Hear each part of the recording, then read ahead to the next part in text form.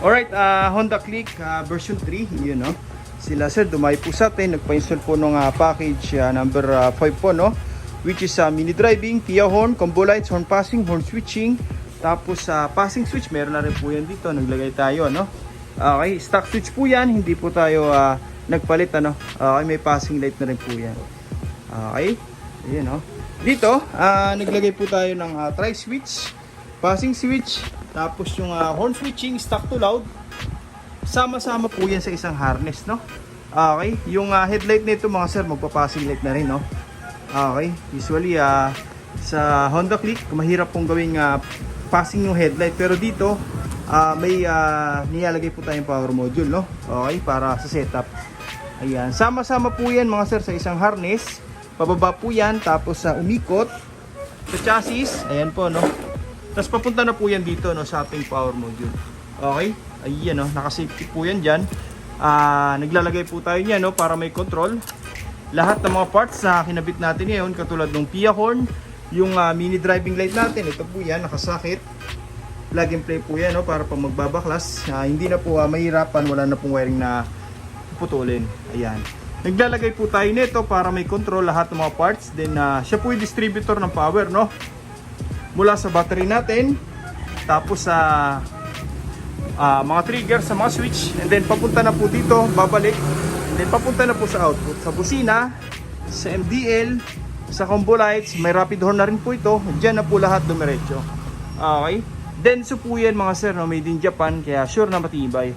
May mga customer po tayo no, 5 years na po yung ganyan nila, all goods pa rin. Ang kagandahan pa rito mga sir, magpalit man tayo ng busina, any brand, MDL, any brand din, applicable po siya. Okay? Hindi na po tayo magkakat ng wire or rewirings. Yung pa rin yung gagamitin natin na wiring. Sasalpak na lang ulit yung bagong busina, yung bagong MDL. Plug and play, applicable po siya sa lahat ng brand. Okay, universal no? Yan. Dito, talagang maiwasan natin yung fluctuation, no? Dahil po yan dito. Mag-on man tayo ng MDL, ng busina, kahit sabay-sabay po yan, wala pong fluctuation na mangyayari. Yung tipong ihina yung mga ilaw, kahit sabay-sabay, ayan, hindi po mangyayari yan mga sir, no? Pagka sabay-sabay, may mga customer po tayo, no? Minsan, pag nagbusina, umihina yung mini driving. Pag nag-mini driving, hihina yung busina. Dito, hindi po mangyayari yan.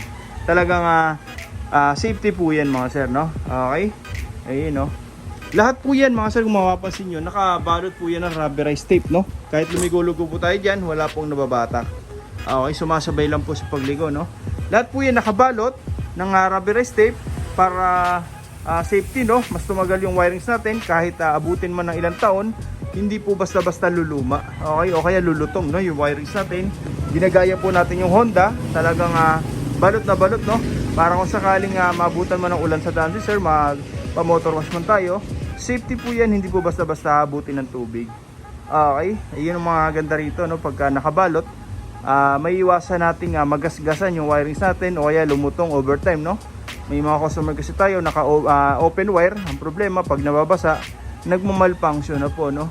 Okay, kaya yung gawa natin talagang binabalot, kagaya po ng Honda, Yamaha, ayan, lahat ng mga manufacturing ng motor no, talagang binabalot nila. Okay, ayan.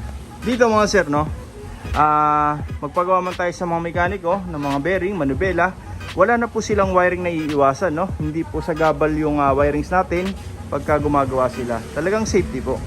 Okay, matamaan man ng tools, hindi po basta-basta masusugatan yan. Okay, ayun no. Lahat po yan nakahinang, tapos nakabalot na rin po sa loob yan ng shrinkable tube para mas safety, extra shield na rin.